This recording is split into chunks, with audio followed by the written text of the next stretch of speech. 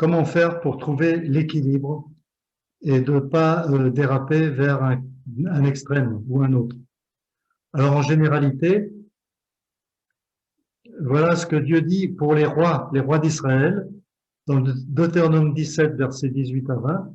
Quand il s'assiera sur le trône de son royaume, il écrira pour lui dans un livre une copie de cette loi qu'il prendra auprès des sacrificateurs, les Lévites. Il devra l'avoir avec lui et y lire tous les jours de sa vie. Je répète, il devra l'avoir avec lui, la parole de Dieu, et y lire tous les jours de sa vie, afin qu'il apprenne à craindre l'Éternel son Dieu, à observer et à mettre en pratique toutes les paroles de cette loi. Vous voyez, chaque mot est très important là. Craindre l'Éternel, observer la loi, mettre en pratique la parole de Dieu, mettre en pratique toutes les paroles de la loi et toutes les ordonnances, afin que son cœur ne s'élève pas au-dessus de ses frères. Voilà, le roi d'Israël devait être un frère parmi les autres, il ne devait pas se croire supérieur aux autres, même s'il avait une position d'autorité. Et qu'il ne se détourne de ses commandements, ni à droite, ni à gauche. Alors, c'est quoi la droite? C'est quoi la gauche? C'est ce que nous allons essayer de définir. Afin qu'il prolonge ses jours dans son royaume, lui et ses enfants au milieu d'Israël. Donc, il est très important, en ce qui nous concerne nous, de bien connaître la Bible du début à la fin, de la mettre en pratique, afin de ne pas dévier à droite ou à gauche. Et puis, cette exhortation qui a été faite à Josué est très connue, on aime bien la citer, parce qu'elle est vraiment formidable. C'est encore une parole de Dieu à Josué. Fortifie-toi seulement et aie bon courage, en agissant fidèlement selon toute la loi que Moïse, mon serviteur, t'a prescrite. Ne t'en détourne ni à droite, ni à gauche, ni à droite, ni à gauche, afin de réussir dans tout ce que tu entreprendras. Que ce livre de la loi ne s'éloigne pas de ta bouche. Médite-le jour et nuit, pour agir fidèlement selon tout ce qui est écrit. Car c'est alors que tu auras du succès dans tes entreprises, c'est alors que tu réussiras. Ne t'ai-je pas donné cet ordre? Fortifie-toi et prends courage. Ne t'effraie pas et ne t'épouvante pas, car l'Éternel ton Dieu est avec toi dans tout ce que tu entreprendras. Voilà. Donc, attention de ne pas dévier ni à droite ni à gauche. La vie chrétienne est donc comme une course d'endurance. Et le départ, c'est la conversion, et l'arrivée, c'est quand le Seigneur vient nous chercher et que nous atteindrons donc la perfection. Alors, voilà un exemple à suivre. C'est l'exemple de Josias. Il n'y a pas eu de bon roi. Dans le royaume du Nord, il n'y en a pas eu du tout. Et dans le royaume du Sud, il y en a eu, disons, 3. Alors, je cite, enfin, 3 qui ont marché droit toute leur vie. Alors, c'était des pécheurs. Ils ont fait, les 3, ils ont fait des erreurs assez graves, des péchés. Mais dans l'ensemble, ils ont eu une très bonne vie, un très bon témoignage. Alors, c'était donc David, Ézéchias et Josias. Josias avait 8 ans lorsqu'il devint roi, et il régna 31 ans à Jérusalem. Il fit ce qui est droit aux yeux de l'Éternel, et il marcha dans toute la voie de David son père, c'est-à-dire son ancêtre. Il ne s'en détourna ni à droite ni à gauche. Voilà, on retrouve encore cette expression. Josias a été fidèle toute sa vie, il ne s'écarta ni à droite ni à gauche. Donc, vous voyez, la fidélité est en rapport avec la droite et la gauche. Alors, voilà ce que nous dit le psaume 37 maintenant. L'Éternel a fermé les pas de l'homme et il prend plaisir à sa voix. S'il tombe, il n'est pas terrassé, car l'Éternel lui prend la main. Donc, s'il tombe, il n'est pas terrassé. Alors, vous voyez, il peut arriver que nous tombions, que nous faisions une chute dans cette course. Je ne sais pas si ça existe, des frères ou des sœurs qui ne chutent jamais, qui n'ont jamais chuté pendant leur course. Mais c'est pas une autoroute hein, sur laquelle on court. C'est plutôt un petit sentier de montagne, avec des cailloux, avec des trous, avec des flaques d'eau, avec un précipice, avec un tronc d'arbre au milieu, et avec toutes sortes d'obstacles. Et puis il y a aussi également des pièges, parce que nous avons des ennemis qui sont toujours à l'affût pour essayer de nous faire chuter. Donc, alors voilà, s'il tombe, il n'est pas terrassé, car l'Éternel lui prend la main. Donc, souvenons-nous de ce verset. Si jamais nous chutons, ou si quelqu'un que nous connaissons a chuté, eh bien, il n'est pas forcément terrassé, vous voyez, il n'est pas écrasé, car l'Éternel lui prend la main pour l'aider à se relever. Des fois, on n'arrive pas à se relever tout seul, et on a besoin du Seigneur pour qu'il nous prenne par la main. Alors, on va voir dans quelques proverbes maintenant, 4 versets 10 à 13. Écoute, mon fils, et reçois mes paroles, et les années de ta vie te seront multipliées. Je t'enseignerai la voie de la sagesse, je te dirigerai dans les chemins de la droiture. C'est Dieu qui nous parle. Quand tu marcheras, tes pas ne seront pas gênés. Ah, qu'est-ce qui peut gêner nos pas? Alors quand on marche, par exemple, si on va faire une randonnée en montagne, on va mettre des chaussures adaptées, des chaussures de randonnée. On va peut-être prendre un bâton, ou deux même. On va mettre un chapeau pour le soleil, des lunettes de soleil. Enfin bref, puis si c'est en hiver, on va bien s'équiper avec des gants et un bon anorak. Alors, si tu marches, ton pas ne sera pas gêné. Mais si tu cours, tu ne broncheras pas. Alors, vous voyez, dans la vie chrétienne, on peut marcher ou on peut courir. C'est pas obligé de toujours courir. Parce qu'il arrive il peut arriver qu'on soit fatigué. Donc, n'oublions pas que la vie chrétienne, c'est une course d'endurance. Alors, vous connaissez probablement tous le marathon. C'est une course, une épreuve olympique. Ça a été inventé par les Grecs, ceux qui ont lancé les Jeux olympiques. Et donc, c'est une course d'endurance. Ce qui est important, c'est d'arriver. C'est pas très important la vitesse à laquelle on court. Et si on est fatigué de courir, c'est pas grave, on peut marcher. Par contre, ce qui est moins bien, c'est de s'arrêter. Et ce qui est encore pire, c'est de tomber par terre et d'y rester. Si on tombe par terre, on se relève et on continue. Et ce qui est très dangereux, c'est de partir dans une dérive, soit à droite, soit à gauche. Voilà. Si tu cours, tu ne broncheras pas. Tiens ferme l'instruction, ne la lâche pas, garde-la, car elle est ta vie. L'instruction, c'est-à-dire la parole de Dieu. Nous pouvons courir ou marcher. Le principal, c'est d'aller de l'avant. Posons-nous les questions. Qu'est-ce qui gêne ma vie spirituelle? Alors, ça peut être une blessure émotionnelle de mon passé. Par exemple, je parle d'une blessure qui n'est pas guérie. Beaucoup d'entre nous ont eu des blessures émotionnelles quand ils étaient petits, divorce des parents violents, un père alcoolique, ça peut être enfin toutes sortes d'aventures très blessantes, traumatisantes pour les enfants. Eh bien, quelle que soit la blessure, sachons une chose, c'est que celui qui nous guérit, c'est Dieu. C'est l'amour de Dieu qui nous guérit et qui cicatrise toutes nos plaies. Voilà.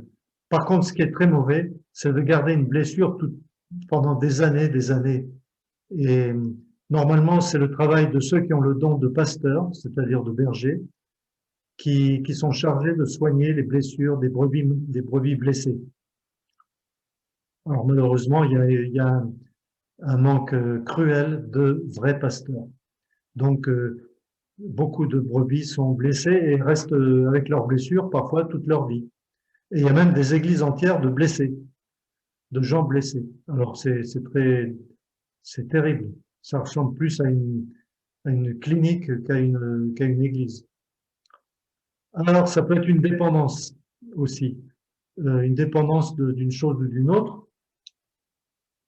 Et on a besoin donc de les identifier, nos dépendances, et de les confesser. C'est mieux de le confesser devant témoin et puis d'en être délivré par le Seigneur. Des relations toxiques, c'est-à-dire des mauvaises relations qui nous perturbent, qui nous rendent malades, enfin voilà. Donc ça aussi, on a besoin de se débarrasser de nos relations toxiques. Alors quand c'est la famille, quand c'est dans le couple, quand c'est dans la famille proche, là ça devient vraiment grave parce que on peut pas s'en débarrasser comme ça. Donc là, il faut vraiment une intervention divine. Des croyances erronées, donc faire des fausses doctrines, on a besoin aussi de les identifier et de nous en débarrasser. Et puis de la religiosité.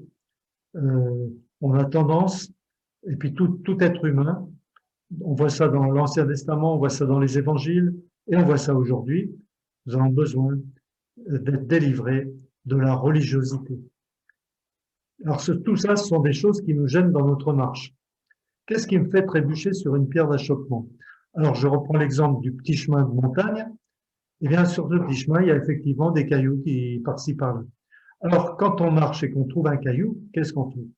Soit on tape dedans et ça peut nous faire tomber, soit on marche dessus, on dérape, on peut tomber, mais il y a mieux que ça à faire, c'est de tout simplement passer par-dessus ou alors à côté. Voilà. Donc, il y a des pierres d'achoppement dans la vie chrétienne. C'est inévitable, c'est-à-dire des occasions de chute. Mon point faible, il semblerait que tout le monde a un point faible. Alors, ce qui est important, c'est de l'identifier, de le connaître, d'en être conscient. Et ensuite, on peut prier pour ça et éventuellement demander à quelqu'un d'autre de prier pour nous pour ça. Et puis, ça nous aide à être vigilants par rapport à mon point faible. Parce que c'est justement sur mon point faible que les tentateurs vont essayer de nous faire chuter. Une tentation très forte. Il y a des tentations plus fortes que d'autres, c'est vrai. Et une tentation extrêmement forte, en fonction de nos points faibles, peut aussi gêner notre marche, notre vie spirituelle. Alors attention, être tenté, c'est pas un péché. Le péché, c'est de tomber dans la tentation, de succomber, voilà, dans un piège. Voilà, Proverbe 4, 18 et 19, le sentier des justes, est comme la lumière resplendissante. Voilà, cette image de la lumière dans le sentier a été reprise par l'apôtre Pierre.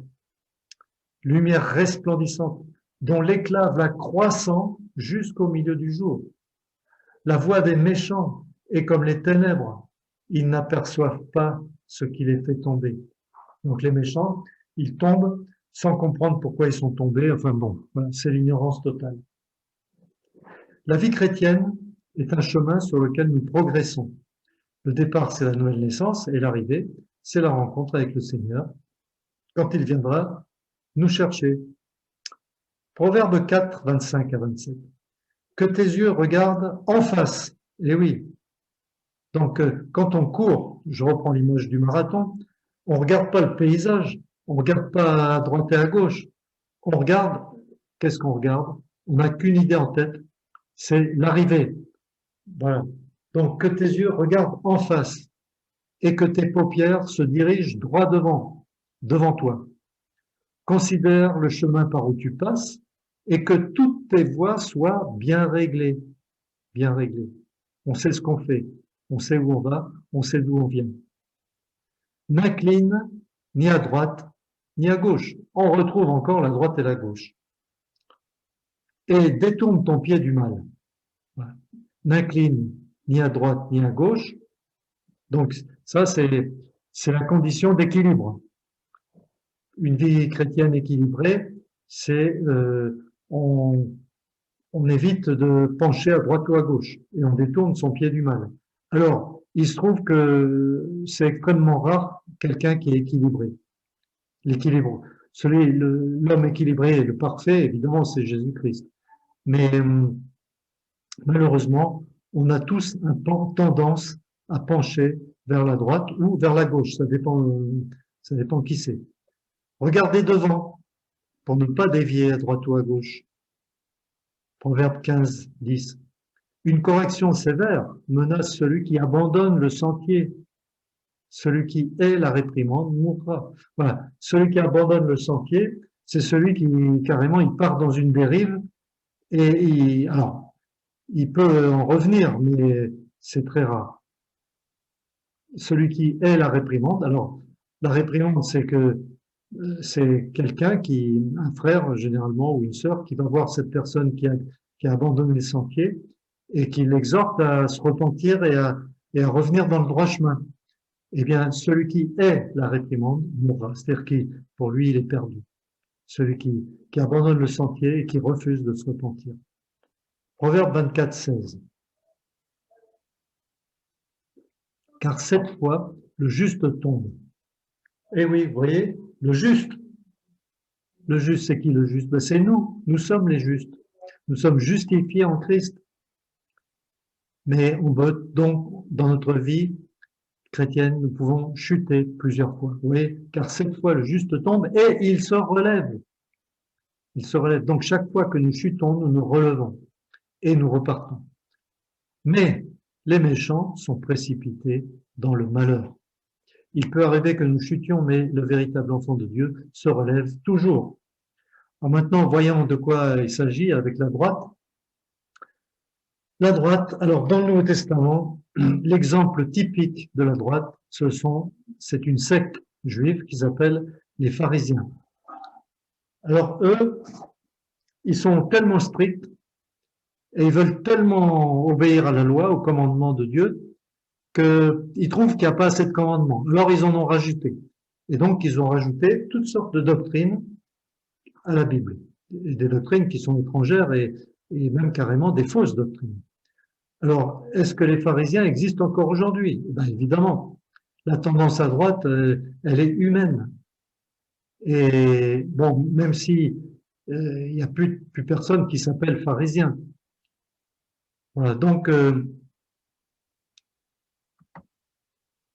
voilà ce que dit Matthieu chapitre, le Seigneur Jésus dans Matthieu 15, 6 à 9. Et une autre tendance des pharisiens, c'est le sectarisme. Le sectarisme, c'est-à-dire, c'est nous les meilleurs. Notre Église, c'est la meilleure. Voilà, ça, c'est le sectarisme. Donc, voilà ce que dit le Seigneur Jésus aux pharisiens. Vous annulez ainsi la parole de Dieu au profit de votre tradition. Hypocrite. Hypocrite. Un hypocrite, c'est un acteur, c'est quelqu'un qui joue un rôle. Ésaïe a bien prophétisé sur vous quand il a dit « Ce peuple m'honore des lèvres, mais son cœur est éloigné de moi. » Ce peuple m'honore des lèvres, il chante des cantiques et tout ça, mais son cœur est éloigné de moi. C'est en vain qu'il m'honore, ça sert à rien. Et les cantiques si notre cœur est éloigné du Seigneur, nos cantiques ne servent à rien du tout. C'est en vain qu'il m'honore en enseignant des préceptes qui ne sont que des commandements d'hommes humains, des traditions humaines, de la religion, des commandements d'hommes qu'ils ont rajoutés à la parole de Dieu. Les traditions humaines annulent la parole de Dieu et les prières hypocrites, c'est le cœur qui est loin de Dieu. Alors toutes ces choses, Dieu les a en horreur. Alors c'est pas dans le monde que ça se pratique ces choses-là, c'est dans les églises, voilà, malheureusement. Voilà ce que le Seigneur Jésus dit encore dans Matthieu 23, 26. Malheur à vous, scribes et pharisiens hypocrites, parce que vous payez la dîme de la menthe, de l'âneth et du cumin. Ce sont des plantes aromatiques qu'on cultive parfois dans le jardin. Et que vous laissez ce qui est plus important dans la loi, la justice, la miséricorde et la fidélité. C'est là ce qu'il fallait pratiquer, sans négliger les autres choses. Donc il leur dit, vous payez la dîme de la menthe. Alors imaginez la personne qui va dans son jardin où il y a de la menthe comme ça, et il compte le nombre de brins de menthe.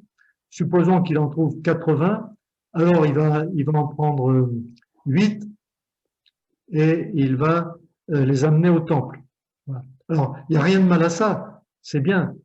Mais s'il néglige le principal, c'est-à-dire la justice, la miséricorde et la fidélité, alors son offrande, elle est nulle. Conducteur aveugle, vous coulez le moucheron. Alors, conducteur, c'est-à-dire ce sont des responsables spirituels. Les docteurs de la loi, c'est eux qui étaient chargés d'enseigner la parole de Dieu. Conducteur aveugle, qui coulait le moucheron et qui avalait un chameau. Alors ça, c'est une image exagérée, comme le Seigneur Jésus aime bien en employer. Donc, on prend un filtre pour filtrer l'eau, et il y a un moucheron qui est pris dans le filtre, et voilà. Par contre, on avale un chameau. C'est complètement ridicule, mais c'est pour faire prendre conscience de l'absurdité de cette situation. Malheur à vous, scribes et pharisiens hypocrites, parce que vous nettoyez le dehors de la coupe et du plat, et au-dedans, ils sont pleins de rapines et d'intempérance. Ça, c'est l'hypocrisie. On joue un rôle, on met un masque, le masque du chrétien spirituel. Pharisien aveugle, nettoie premièrement l'intérieur de la coupe et du plat, afin que l'extérieur aussi devienne net. Donc, d'abord, la pureté du cœur. Filtrer le moucheron, attacher de l'importance à des choses qui n'en ont pas, et négliger ce qui est important aux yeux de Dieu. Voilà. Bon, pour vous donner un exemple, supposons qu'on attache une importance énorme à la musique qui accompagne les cantiques. Alors c'est bien qu'il y ait de la bonne musique, mais si je néglige l'étude de la Bible, si je néglige l'étude de certains passages de l'Écriture, si je néglige certaines doctrines, si je néglige d'étudier les prophéties bibliques, eh bien, toutes ces choses sont nulles. Je ferais mieux d'étudier la Bible plutôt que de m'attacher à des petites choses. Ouais. Maintenant, c'est bien, je répète, d'avoir de la bonne musique, mais à condition que les choses les plus importantes soient bien à leur place. Galates 4, versets 8 à 11. Autrefois, ne connaissant pas Dieu, vous serviez des dieux qui ne le sont pas, par leur nature. Mais à présent que vous avez connu Dieu, ou plutôt que vous avez été connu de Dieu, comment retournez-vous à ces faibles et pauvres rudiments auxquels, de nouveau, vous voulez vous asservir? Alors, asservir, c'est un mot très fort. Ça veut dire devenir esclave. Esclave de quoi? Des pauvres et des faibles rudiments mondains. Vous observez les jours, les mois, les temps, les années, voilà. Donc les gens les Colossiens, là, les chrétiens de Colosse, attachaient de l'importance au jour. Il y avait tel jour qui était plus important qu'un autre, il y avait tel mois qui était important, il y avait des temps bien précis, des années spéciales, etc. Je crois d'avoir inutilement travaillé pour vous. Alors ça, c'est terrible, hein, l'apôtre Paul qui dit ça. Je crains d'avoir inutilement travaillé pour vous. Donc ça, c'est grave. Alors, attacher de l'importance aux jours, aux mois, aux années, voilà. On n'a pas à s'attacher à ces choses-là. Et par exemple, on n'a pas à célébrer de fêtes religieuses. Il n'y a pas de fête du tout dans le Nouveau Testament. Ça n'existe pas. Le concept de fête chrétienne est un concept babylonien qui n'a rien à voir avec la parole de Dieu. Alors là, on a vu un peu ce qu'était la droite. Maintenant, on va voir la gauche. Alors la gauche, c'est l'autre extrême. Dans les évangiles, il y avait une secte qui s'appelait les Sadducéens. Eh bien, eux, ils faisaient le contraire des pharisiens. Les pharisiens, ils rajoutaient des choses à la Bible, alors les Sadducéens, eux, ils retranchaient des choses de la Bible. Voilà ce que dit le Seigneur Jésus, donc Matthieu 22, 23 à 33. Le même jour, les Sadducéens qui disent qu'il n'y a pas de résurrection, ils ne croient pas à la résurrection. C'est une doctrine fondamentale. Ils vinrent auprès de Jésus et lui firent cette question. Maître, Moïse a dit, si quelqu'un meurt sans enfant, son frère épousera sa veuve et suscitera une postérité à son frère. Or, il y avait parmi nous 7 frères. Le premier se maria et mourut, et comme il n'avait pas d'enfant, il laissa sa femme à son frère. Il en fut de même du second, puis du troisième jusqu'au 7e. Après eux tous, la femme mourut aussi. À la résurrection, duquel des 7 sera-t-elle donc la femme? Car tous l'ont eu. Alors vous comprenez bien que c'est tellement énorme comme question, tellement absurde, qu'en réalité, ils ont essayé de piéger le Seigneur Jésus. Et en fait, c'est eux qui ont été pris à leur propre piège. Regardez la réponse du Seigneur Jésus. C'est une réponse, c'est une parole de sagesse, comme il en a eu beaucoup. Jésus leur répondit, vous êtes dans l'erreur parce que vous ne comprenez ni les Écritures, ni la puissance de Dieu. Voilà. Car à la résurrection, les hommes ne prendront pas de femmes. Alors, il ne dit pas qu'il n'y aura pas d'hommes et pas de femmes. Hein. Il dit qu'il n'y aura pas de mariage, c'est tout. Le seul mariage qu'il y aura, c'est entre Christ et l'épouse, l'Église. Les hommes ne prendront pas de femmes, les femmes ne prendront pas de mari. Mais ils seront comme les anges de Dieu. Donc comme les anges. On ne sera pas des anges, mais comme les anges. Dans le ciel. Pour ce qui est de la résurrection des morts, n'avez-vous pas lu ce que Dieu a dit? Je suis le Dieu d'Abraham, d'Isaac et de Jacob. Le Dieu d'Abraham, le Dieu d'Isaac, le Dieu de Jacob. Dieu n'est pas le Dieu des morts, mais des vivants. Des vivants, oui, parce qu'Abraham est vivant, Isaac est vivant et Jacob est vivant. Mais ils sont au ciel avec le Seigneur. La foule qui écoutait fut frappée de l'enseignement de Jésus. Donc là les Sadducéens, c'est-à-dire la tendance de gauche, c'est mettre la raison de l'homme au-dessus de la parole de Dieu. Et on appelle ça tout simplement la théologie libérale. Et aujourd'hui, donc, en Europe, les églises d'Europe ont tendance à pencher vers la gauche. Et l'église et la théologie libérale a de plus en plus d'importance dans les églises chrétiennes, malheureusement. Alors qu'il y a 40 ans et 50 ans, c'était plutôt le légalisme qui avait de l'importance dans les églises chrétiennes en Europe. Acte 23, 6 à 8. Alors Paul, sachant qu'une partie de l'assemblée était composée de Sadducéens et l'autre de pharisiens, s'écria dans le Sanhédrin, « Hommes frères, je suis pharisien, fils de pharisien, c'est à cause de l'espérance de la résurrection et de la résurrection des morts que je suis mis en jugement. » Quand il eut dit cela, il s'éleva une discussion entre les pharisiens et les sadducéens, et l'assemblée se divisa, car les sadducéens disent qu'il n'y a pas de résurrection et qu'il n'existe ni ange ni esprit, tandis que les pharisiens affirment les deux choses. Les sadducéens retranchent de la Bible, chacun croit ce qu'il veut, mise en doute de l'autorité des Écritures. Voilà, d'une gravité extrême. Alors ça, là, on parle des extrêmes. Maintenant, on ne peut pas être extrêmement à droite ou dans l'extrême à gauche et être chrétien, c'est impossible. Mais ce que je dis, c'est que on a tendance à pencher d'un côté ou de l'autre. Colossiens 2, versets 8 à 10. Prenez garde que personne ne fasse de vous sa proie par la philosophie et par une vaine tromperie, s'appuyant sur la tradition des hommes, sur les rudiments du monde et non sur Christ. Voilà. S'appuyant sur la tradition des hommes, sur les rudiments du monde et non sur Christ. Car en lui, en Christ, habite corporellement toute la plénitude de la divinité. Toute la plénitude de la divinité. Donc, Jésus-Christ est Dieu, il n'est pas une partie de Dieu, il n'est pas une émanation de Dieu, il n'est pas un petit Dieu, comme disent les témoins de Jéhovah. Il est Dieu, en lui habité corporellement toute la plénitude de la divinité pendant sa vie terrestre. Vous avez tout pleinement en lui.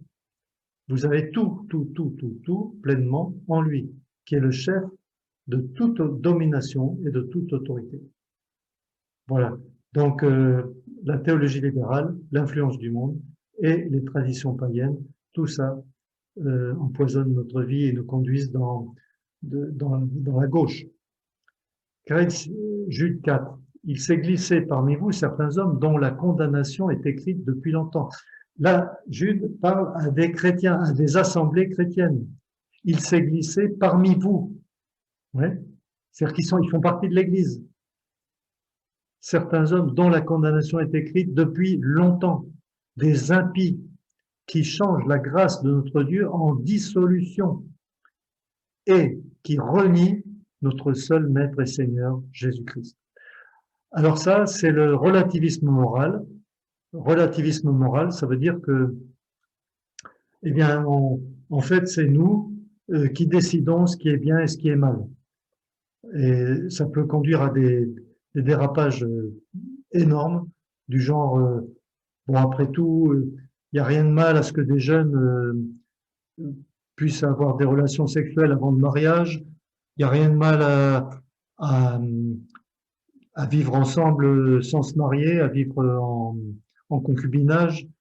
Et puis après tout, il n'y a rien de mal non plus que deux hommes puissent s'aimer, puisque le principal c'est l'amour, ou deux femmes. Ouais. Donc ça peut nous mener à des choses abominables. Ça, c'est le relativisme moral, toutes sortes de dérèglements. Et les gens du monde, alors eux, là c'est plus dans l'Église, hein. C'est Jonas 4, 11 qui nous en parle, c'est Dieu qui parle donc. Et moi, je n'aurais pas pitié, c'est Dieu qui parle, pitié de Ninive, la grande ville dans laquelle se trouvent plus de 120 000 hommes qui ne savent pas distinguer leur droite de leur gauche, et des animaux en grand nombre. Alors eux, c'est l'ignorance complète. Ils savent même pas distinguer leur droite de leur gauche. On ne parle pas de la politique, là, on parle de ce qu'on a vu, les tendances dont on a parlé. Mais en politique, c'est un peu pareil. Ça présente un peu les mêmes tendances et les mêmes dérives. Quand on va dans les extrêmes, hein.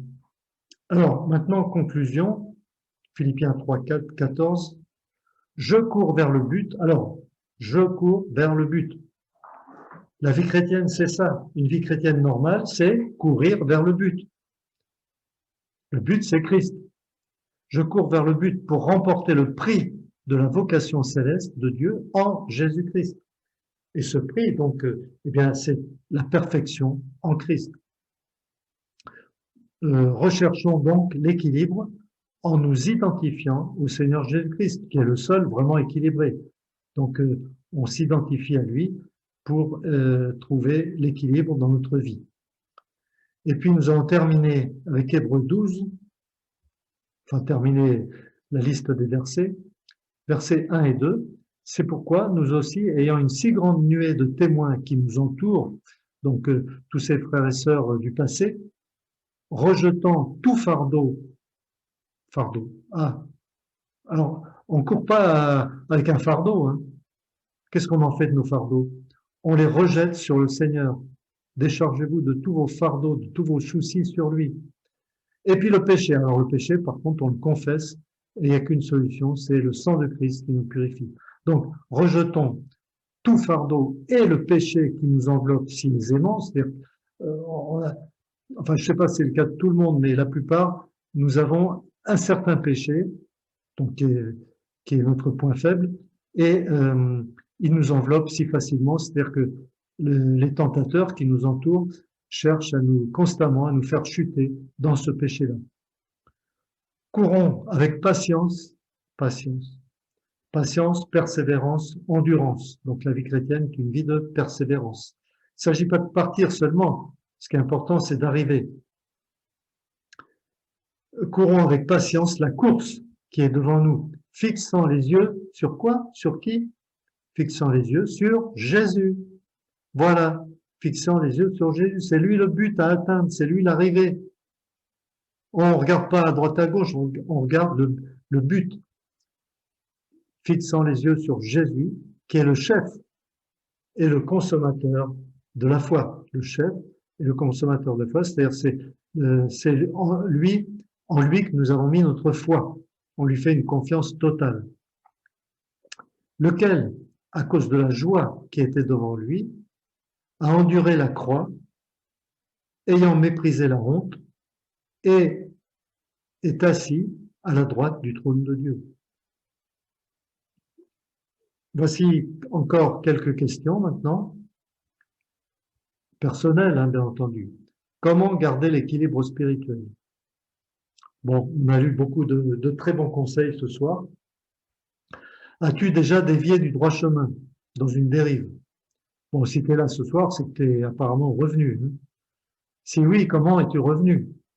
Alors c'est soit après une lourde épreuve, par exemple la mort de quelqu'un ou un accident ou une maladie ou un truc comme ça, ou alors c'est quelqu'un qui a été te chercher, un bon berger qui a été chercher une brebis égarée. Il y a très peu de bergers, mais il y en a quand même quelques-uns, mais malheureusement très très peu. Je parle là d'hommes, de personnes qui ont un don de berger. Penches-tu plutôt à gauche ou à droite? Bon, ça, c'est à chacun de nous de le savoir. C'est très important d'en être conscient. As-tu déjà fait une chute? Eh oui, ça c'est sûr que tu en as déjà fait. T'es-tu relevé? Ben, j'espère, je crois, puisque tu es là. Que faire pour marcher droit? Voilà, on a lu encore beaucoup de bons conseils là-dessus dans les proverbes. Et surtout, fixer les yeux sur Christ. Que penses-tu de l'œcuménisme? Voilà, ça c'est une des plus grandes séductions de notre époque pour les chrétiens. Et malheureusement, beaucoup se sont fait piéger par ça. Alors si tu es tombé là-dedans, ben, il est encore temps de te repentir et de revenir dans le droit chemin. Crois-tu que la pensée du monde a pénétré l'Église? Bon, alors, c'est tellement flagrant que malheureusement, c'est dramatiquement vrai. Pourquoi les traditions humaines sont-elles dangereuses? Alors, il y a des traditions humaines qui ne sont pas forcément mauvaises, mais quand on les introduit dans l'Église et que ça devient une tradition d'Église, elles sont extrêmement dangereuses et nous éloignent de la vérité. Faut-il fêter Noël, Pâques, Pentecôte? Je vous laisse répondre à cette question. Il est évident que non. Qui est parfaitement équilibré? Ben, c'est le Seigneur Jésus seul. Maintenant, nous allons voir qui est Jésus pour moi, pour toi. Alors, voilà aussi, j'ai fait un petit croquis. Voilà, Jésus-Christ, il est au milieu. Alors, il est quoi? Il est mon roi, oui. Il est ma sainteté, oui. Il est ma gloire, c'est-à-dire ma fierté, oui. Je suis fier de lui. Il est ma justice, je suis juste aux yeux de Dieu, en Christ. Il est mon salut. Il est mon sauveur et mon salut. Il est ma paix. Il est mon libérateur. Il est mon rédempteur. Le rédempteur, c'est celui qui rachète un esclave en payant un prix. Et le Seigneur a payé le prix de sa vie pour nous racheter. Il est mon avocat. Et oui, parce que dans un procès, on a besoin d'un avocat et de préférence un bon. Or, le seul bon avocat, c'est le Seigneur Jésus. Et l'argument qu'il a, c'est pas de nous justifier en disant voilà, c'est pas de sa faute, il l'a pas fait exprès. Son argument, c'est ses mains percées, ses pieds percés, son sang qui a coulé. Il est ma vie. Eh oui, il est ma vie. Christ est ma vie et la mort m'est un gain. Il est ma joie. Nous nous réjouissons en lui. Il est ma force. Eh oui, c'est lui qui nous fortifie. Il est mon rocher. On a besoin d'avoir les pieds sur du solide, du costaud, le rocher, le roc. L'église entière est bâtie sur le roc. Il a dit, sur ce roc, je bâtirai mon église, en parlant de lui-même. Il est mon refuge, il est mon bouclier, il est mon protecteur, il est ma forteresse. On n'a rien à craindre. Quand on est en Christ, nous sommes protégés. Il est ma victoire. Il a vaincu le diable, les démons, il a vaincu la mort, il a vaincu le monde, il a vaincu le péché. Et donc, sa victoire est ma victoire quand je m'identifie à lui. Donc, la foi, c'est s'identifier à Christ. Je suis vainqueur et plus que vainqueur par celui qui m'a aimé. Il est mon trésor, ma richesse, mon héritage. Vous cherchez la richesse? Ouais, vous avez raison, mais la bonne richesse. Et la seule richesse qui est vraiment bonne, c'est Christ en personne. Il est notre trésor, il est notre héritage. Il est notre berger. Eh oui, celui qui prend soin de ses brebis. Il est notre bien-aimé. Nous sommes la fiancée et il est le fiancé bien-aimé. Et puis, il est notre ami. Il a dit, je vous appelle plus serviteur, je vous appelle ami. Qui est ton meilleur ami? Et il est notre lumière. Il est notre lumière. Nous vivons dans les ténèbres, dans le monde des ténèbres, mais sa lumière est en nous. Et donc, nous sommes devenus, en nous identifiant à lui, des lumières. Il a dit, je suis la lumière du monde. Et ensuite, il a rajouté, vous êtes la lumière du monde. Voilà. Alors, qui est Jésus pour toi? Qui est Jésus pour moi? Voilà. Est-ce qu'il est l'une ou l'autre de ces choses-là? Est-ce qu'il est plusieurs choses? Ou alors est-ce qu'il est tout à la fois? Eh bien, la bonne réponse, évidemment, c'est Jésus-Christ. Il est mon tout. Mon tout. C'est-à-dire, j'ai tout pleinement en Christ. Voilà, c'est sur ces bonnes paroles que je vous laisse. Que Dieu vous bénisse et que Dieu vous accorde cette grâce à réaliser que Jésus-Christ est tout pour vous, tout pour toi. Amen.